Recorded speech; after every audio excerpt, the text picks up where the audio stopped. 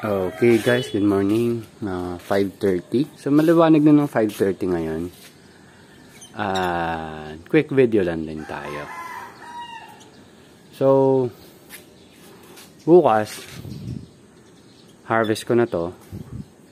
And mamaya siguro magdidilig ako. Yan. Ito yung April 5 natin. Ito yung March 16. So, bukas harvest ko na yan. So kung makita nyo, hindi pa siya tapos.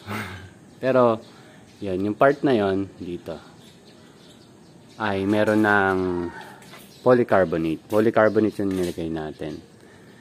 Ito yung March 10. So, sana maging maganda naman tubo nila. Pero, syempre, pag ito natapos, siguro, hanggang bukas siguro, tapos na to hanggang bukas. Kasi itong kalahati, or ito hanggang doon, palagay ko tapos na to. Kakayanin siguro yan hanggang mamaya eh. Hindi ko sure kung maglalagay pa sila ng sealant or kung ano-ano pa para doon. So ito wala pa to. Ito yung naiwang kahapon. Oh, yun pala yung buwan oh. So yan, maging open yan. Hopefully tumagal naman siya. Yan. So ito yung bell pepper pala natin guys. Meron ng bulaklak. Hindi ko sure kung kita eh. Okay. Open natin. Ayan na, may bulaklak na siya. Kita mo? Ayan, yan. Bulaklak. Puti. Ayan. So, hopefully, tumubo siya. At kung medyo mapapatubo naman natin siya, pwedeng, doon muna tayo mag-focus kasi yung cucumber natin, medyo makita nyo mamaya kung ano nangyari. Anyway, ayan.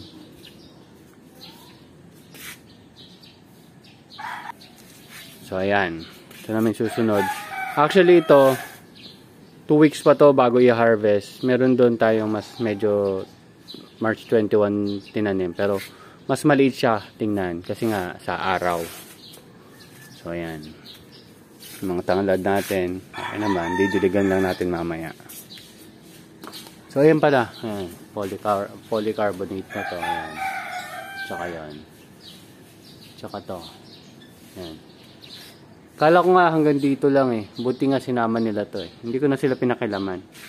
Kasi mas marami yung na-cover. Mas magiging masaya ako. Pero hopefully maging tumagal din siya. At hindi siya masyado maging problema. Yan, dito na tayo sa ating cucumber. So kung makikita nyo, halos kalbo na siya no. Wala na kasi guys eh. Pero parang lumalaki naman tong bulaklak. Hindi lang natin alam kung magmamature. Pag sobrang tutuyo na sila, tinatanggal ko na yung dahon.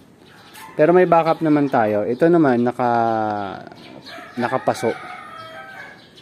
Yan.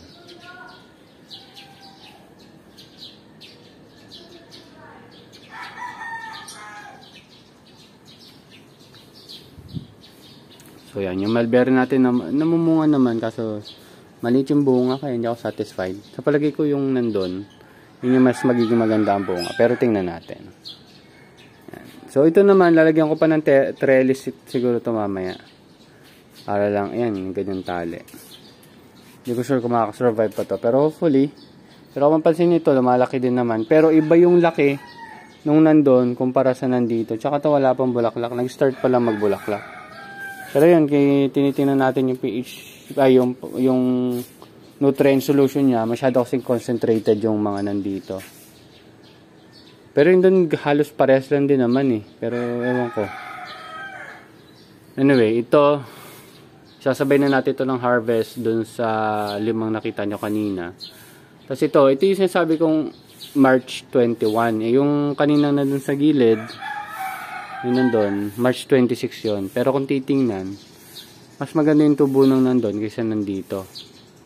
So after nitong harvest na to, hindi ko na to ibibenta pero sa pang consumption na lang din natin. Itong lalagyan na to ililipat natin doon. Kasi pwede na tayo mag 2 layer eh. Kasi nga open na. Ayan. So baka ito maging dedicated na lang muna sa ating mga basil. Ayan. Ayan, medyo madami-dami pang gagawin. Pero palagay ko, kaya na itong ngayong araw eh. palagay ko. Ayan. Buti naman hindi umulan. Pero ang init din kasi. Ayun pala guys, isa pa sa papagawa ko. Hindi ko naman papagawa kaagad.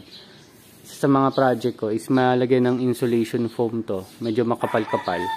May insulation foam tayo dito pero manipis daw to. Siguro doble or triple ng kapal ng foam na nandyan. Yun yung ilalagay natin dito. Ayan, sa mga yero. Ayan, nalagay daw natin yan dyan. Para mabawasan yung init. Yung impact ng init dito. Siyempre, mas malamig yung temperature, mas magiging maganda dun sa ating mga halaman. Kasi ang init nga talaga dito, kahit ako.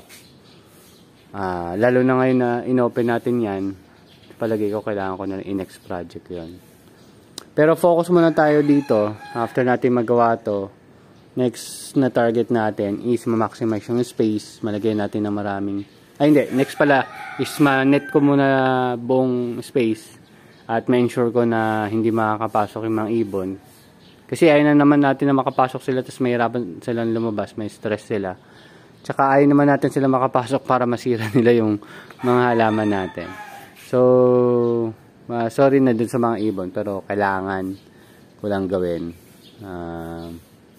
Ayun. So, after magawa to, yung pagninet ang susunod kong gagawin. Okay? So, yun lang naman. And, hopefully makita nyo na ito ng buo. Pero ngayon, yan, maliwanag na. That's it. See you next time.